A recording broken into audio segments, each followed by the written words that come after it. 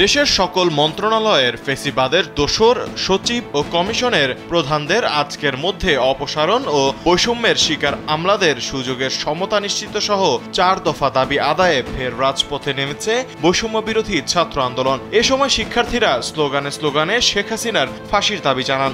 মঙ্গলবার বিকেলে ঢাকা বিশ্ববিদ্যালয়ের রাজু ভাস্কর্যের পাদদেশে বৈষম্য বিরোধী ছাত্র আন্দোলনের অন্যতম সমন্বয়ক সার্জিস আলম 4 দফা দাবি পেশ করেন।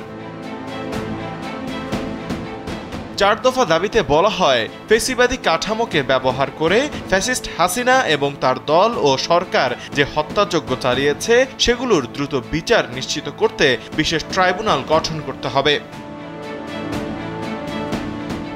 সংখ্যালঘুদের ওপর আওয়ামী লীগ ও এর সহযোগী মহাজোটের শরিক দলগুলোর পরিকল্পিত হত্যা, ডাকাতি ও লুণ্ঠনের মাধ্যমে গণ অভ্যুত্থানকে বিতর্কিত করার প্রচেষ্টায় অংশগ্রহণকারীদের দ্রুত বিচারের আওতায় আনতে হবে এবং সংখ্যালঘুদের ন্যায্য দাবি মেনে নিতে হবে।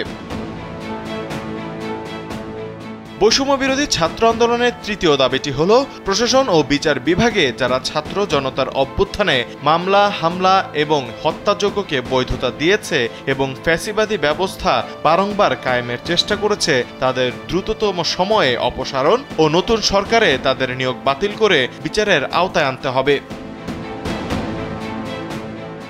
এছাড়া প্রশাসন ও বিচার বিভাগে যারা এতদিন বৈষম্যের শিকার হয়েছেন তাদের জন্য দ্রুততম সময়ে সুযোগের সমতা নিশ্চিত করতে হবে।